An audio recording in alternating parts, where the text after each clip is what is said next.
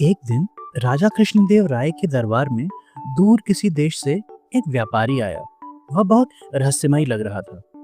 वह राजा को परखने और उनको नीचा दिखाने के इरादे से उनके सामने हाजिर हुआ और बोला, महाराज, आप बड़े ज्ञानी मालूम होते हैं। मेरे कुछ प्रश्न हैं जिससे मैं पूछना चाहता हूँ। पर महाराज ने उत्सुक होते हुए कहा, पर क्या?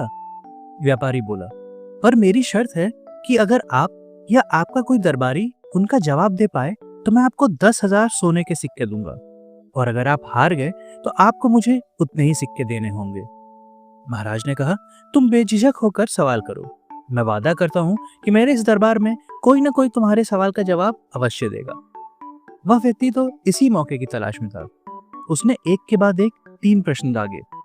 सबसे सही समय कौन सा है? सबसे जरूरी व्यक्ति कौन है? और सबसे महत्वपूर्ण काम क्या है? पूरे दरबार में सन्नाटा छा गया। एक भी दरबारी जवाब देने आगे ना आया।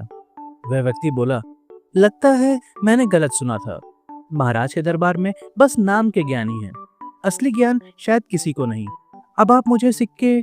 अभी वह बोल ही रहा था कि एक आवाज आई, रुक जाओ, मैं दूंगा तुम्हारे सवालों के जवाब।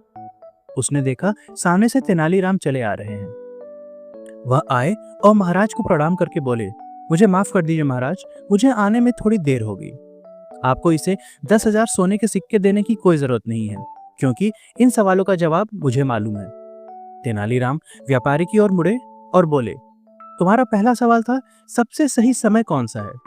उसका उत्तर है, सबसे सही समय अभी है, यानी वर्तमान का समय, क्योंकि एक बार समय बीत गया तो वह वापस नहीं आता। तुम्हारा दूसरा सवाल था, सबसे जरूरी व्यक्ति कौन है?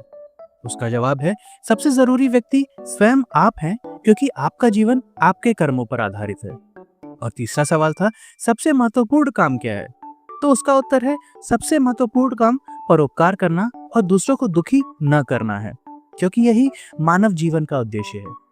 वह व्यक्ति अपने स्थान पर सन्न खड़ा रह गया। उसने तो सोचा था कि आज वह महाराज को नीचा दिखाएगा और धन अर्जित करेगा, पर यहाँ तो उल्टा इनाम देने की नौबत आ गई।